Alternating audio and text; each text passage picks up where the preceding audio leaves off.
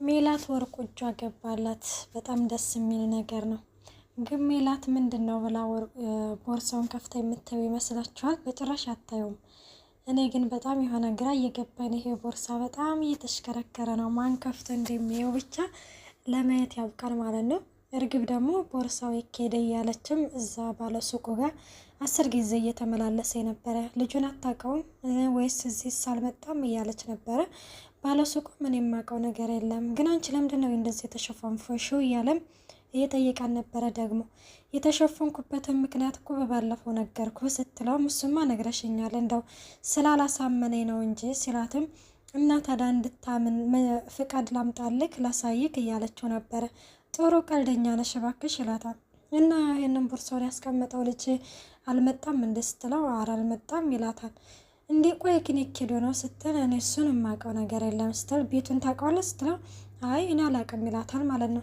እርግብም እንግዲህ በዚህ በቦርሳ ነገር በጣም ተጨንቃለች። በእርግጥ እንዴት አያስጨንቅም? ስንት ሚሊዮን የወጣበት ወርቅ ነው ቦርሳ ይዛ እንግዲህ እየተንቀሳቀሰች ያለችው። በጣም የሚገርም ነገር ነው ማለት ነው። ግን እንደው ወርቁ ሜላት እጅ በገባላት እና ከሁሉም ነገር በቃ ጣጣ በተገላገልን ማለት ነው። ሰላም ጤና ይስጥልኝ ውድና የተከበራችሁ የቻናሌ ቤተሰብ እንዴት ናችሁ? ደህና ናችሁ ወይን? ያለው እግዚአብሔር ይመስገን።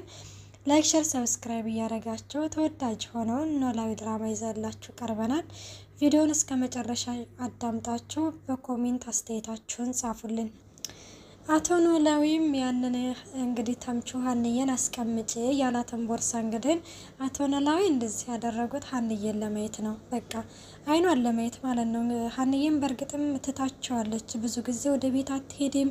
ከስንት አንዴ ነው ቤት የምትሄደውና ኖላዊ ደግሞ ያው አሁን ላይ በቃ ትታኛለች ልጅ አይኗን ማየት አለብኝ እያለም እንግዲህ ያንን ቦርሳ አመካይቶ ይሄዳልና ሜላት ከማለት ነው የሄደው። እንግዲህ ምን ይላል ሜላት ምግብ እየበላች ያገኛታል ማለት ነው። ወይ የሀንዬ አባት እንኳን በደህና መጣክ እንዴት ነህ ትለውና ደህና ነኝ በማለት እንግዲህ በቃ ቆይናና ልጅቷ ስራ ስለያዘች ነው ላምጣለክ ምግብ ሳህን ቆይ ላምጣለክ ትልና ሜላት ትነሳና ምግብ ታመጣለታለች ማለት ነው። እጅህን ታጠብ ስትለው እንግዲህ እኔ ከቤት ታጥቤ ነው የመጣሁት ባይሆን በልችታ በቃ በኋላ ታጠባለሁ ይላታል ማለት ነው። ሜላትም ወይ ቀልደኛ ነውት እያለችም እንግዲህ ምግቡን ታቀርብላቸዋለች። ምን ቦርሳ ነው ደግሞ ያስከው ስትለው ወይ የመጣሁበትን ረሳሁት አይደለ እንዲሁ ሀንዬ እኮ ቦርሷን ረስታ ስትወጣ እንዲሁ ምናልባት ያስፈልጋት እንደሆነ ብዬ እኮ ነው ይላል። ምስኪን በጣም ነው ግን ያሳዘነኝ ማለት ነው የእውነት። በነገራችን ላይ የኛ ያልሆነ ነገር ምንም ቢሆንም ሄዱ የሰው የባለቤቱ እንደሚሆን እርግጥ ነው። አሁን ሀንዬም በቃ አሁን አቶ ኖላዊ ብዙ ደክመውላታል። እዚህ ደረጃ ያደረሷት ኖላዊ ነው። ያው ብዙም ፊልም ቢሆንም በእውነተኛ ታሪክም ራሱ ይነገራል። ብዙ መስዋዕትነት የከፈሉላት አባት አቶ ኖላዊ ናቸው። ግን ምንም ቢዘገይም ቤተሰቦቿ ሲገኙ ወደ ቤተሰቦቿ ነው እያደላች ያለችው ማለት ነው።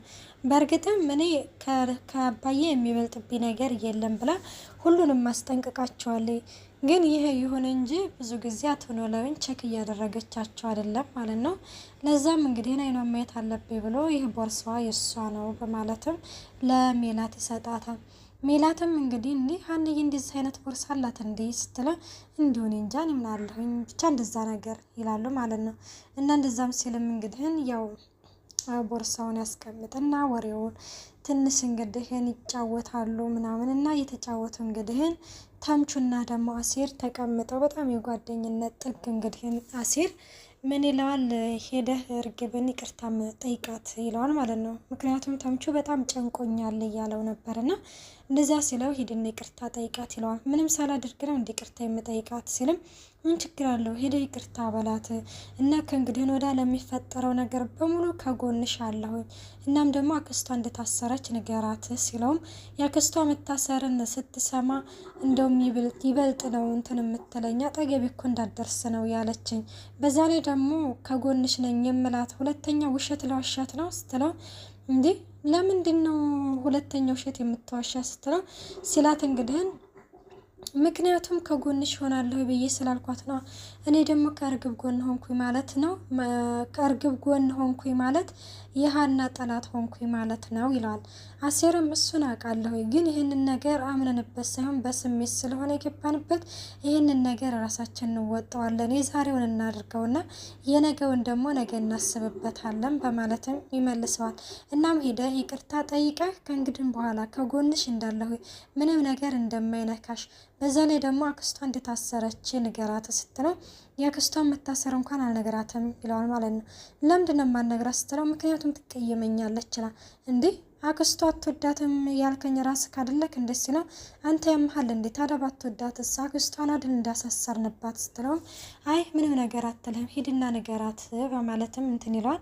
በቃ እኔም ወደ ሀንዬ ልሄድ አንተም ወደ እርግብ ሂድ ይባባሉና እሺ በቃ ይባባሉና እንግዲህ ተምቹ ወደ እርግብ ጋር ይመጣል። አሲር ደግሞ ወደ ሀንዬ ጋር ነበር እየሄደ ያለው። ቤት ሲሄድ እንግዲህ አቶ ኖላዊን ያገኘዋል።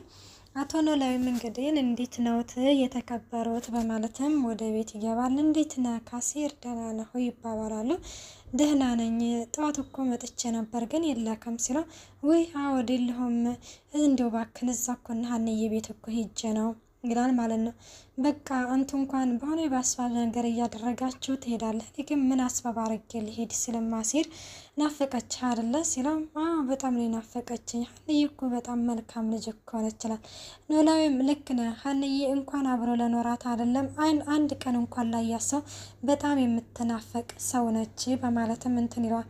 እናም ስለ ሜላት እንግዲህ መታሰር ይነግረዋል አሲር ማለት ነው። ኖላዊም እንደው ጥሩ ያደረጋችሁ አይመስለኝም፣ ሀንዬ የሚከፋት ይመስለኛል፣ ይሄ እኮ የሁለቱ ጠብ ነው ብላኛለች ሀንዬ ይላል።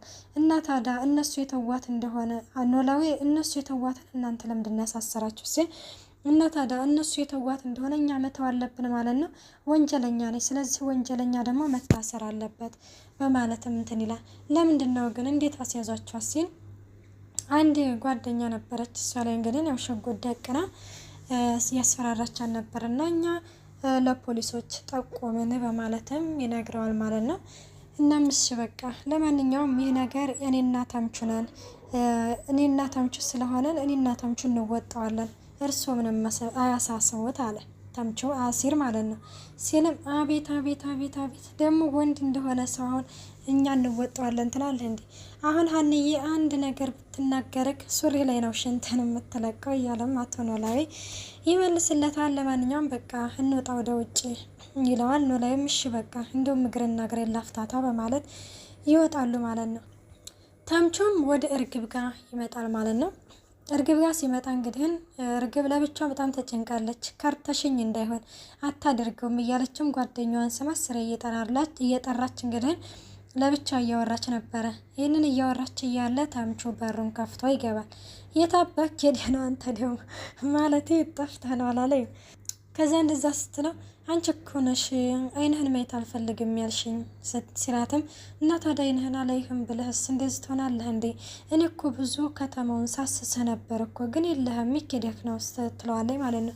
ይኸውልሽ ለማንኛውም ናግባ በቃ ናግባና ተቀምጠቅ ብዙ የምናወራቸው ነገሮች አሉ ትለዋለች። እሺ በቃ ይልና ከዛ በፊት ግን እኔ አንድ ነገር የምነግርሻለኝ ይላታል ተምቹ ማለት ነው። እርግብም ምንድን ነው ስትለው አክስትሽና ጓደኛሽ የት እንዳሉ ታውቂያለሽ እንዴ ሲላት ኧረ አላውቅም ማለት ትለዋለች ማለት ነው። ሸቤ ገብተዋል። ምን ማለት ነው ሸቤ ስል አይ የሆነ እንደዚህ ማለት ያው እስር ቤት ገብተዋል እንደማለት ይላታል ማለት ነው።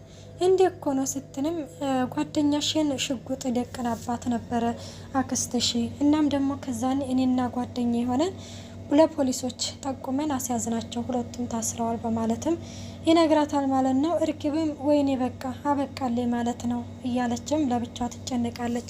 እኔ እያለሁኝ አንቺ መቼም ቢሆንም ምንም ነገር አትሆኝም ሲላትም እኔ እኮ ወንጀለኛ ነኝ ትላለች። አንቺ ወንጀለኛ አይደለሽም ስትላትም እኔም ከአክስቴ ጋር ተባባሪ ነኝ እኮ ስለዚህ በቃ አበቃለኝ እያለችም ለብቻ ታወራለች። አንቺና አክስትሽ በጣም ትለያያላችሁ፣ ስለዚህ ምንም ነገር አይነካሽም በማለትም ያው እንግዲህ አሲር እንደነገረው አብሽሬ ከጎንሽ ነኝ በማለትም ይመልስላታል። በቃ ለማንኛውም እኔ ልሂድ ይላታል። ወዴት ነው የምትሄድ ውስጥ እንዴ? መቼም እዚህ ሄደር አትይኝም አይደል? ለምንድን ነው የማታድረው? እርግብ ደግሞ ምንዴ ለን ማለት ለምንድነው የማታድረው? ልደር እንዴ ብቻ ቦርሳውን ያለበትን ቦታ ሳትነግረኝ ነው የምትሄደው? እርግብ ቦርሳው እኮ አለ ተቀምጧል እኮ አልኩሽ ስል እኮ የት ነው ያስቀመጥከው? ብነግርሽም እኮ የምታውቂው ነገር የለም ይላታል። እንዴ ምን ማለት ነው ብነግርሽም? እሺ በቃ እዚሁ አድረን ነገ ጠዋት ቦርሳው ያለበት እንሄዳለን ስትለዋለች ማለት ነው። እርግብ ግራ እያጋባሽኝ እኮ ነው። ምን ነው ሰው ገለሽበት ነው እንዲያሽበት እያለም እንግዲህ ይዛታል።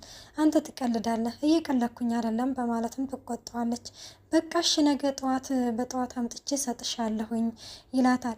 እርግብ ያ ቦርሳ በጭራሽ ከኔ እጅ ወጥቶ ሌላ ሰው እጅ መግባት የለበትም እያለኝ ነው። ተሽከርክሮ እንግዲህ ሜላት ጋር እንደሄደ አላወቀችም ምስኪን። እናም እንደዛ እያለችው በቃ ትጨነቂ እኔ ነገ ጠዋት አምጥቼ ሰጥሻለሁ ይላታል ማለት ነው። ይሻላል በቃ እዚሁ አድረን ቦርሳው ነገ ያለበት ቦታ አንድ ላይ እንሄዳለን ትለዋለች። ተምቹም እንግዲህ ያው በዚህ በሀሳቧ ይስማማና እሺ ትለዋለች ማለት ነው። እዝራ ደግሞ ሀንዬን እንግዲህ አሁን ላይ እየወደዳት ይመስለኛል። ብቻ እነዚህ ልጆች ወደ ፍቅር ባልመጡ እዝራን ሌላ ሴት የምትወዳት አለች የሚወዳት እዝራን ሌላ ሴት የምትወደዋለች እሱ ደግሞ ሀንዬን ያችን ሴት ደግሞ ሌላ ሰው የሚወዳታል። ይሄ የእውነተኛ ህይወታችን ማለት ነው። እናም እንደዛ እንግዲህ እየሆኑ ያችኛዋ ልጅቱ ሀና ጋር እዝራ እንግዲህን እየጠበቃት ነበር ሀናን። ከዛ እዝራ እንዴት ነህ ደህና ነህ ወይ ይባባሉና ከዚያችኛዋ ልጅ ትመጣና ሀንዬን ቆይ አንቺ ላይ ከዚህ ከልጅ ራቂ ብዬ ስንት ጊዜ ነው ያስጠነቀቅኩሽ? ቆይ ምን ለማድረግ እየሞከርሽ ነው? በማለትም ሀንዬ ላይ ቦግ ብላባታለች ማለት ነው። በጣም ነው የሚያሳዝነው። ውድና የተከበራችሁ የቻናሌ ቤተሰብ ቀጣይ ያለው በቀጣይ ቪዲዮ እስከምንገናኝ ባይ ባይ።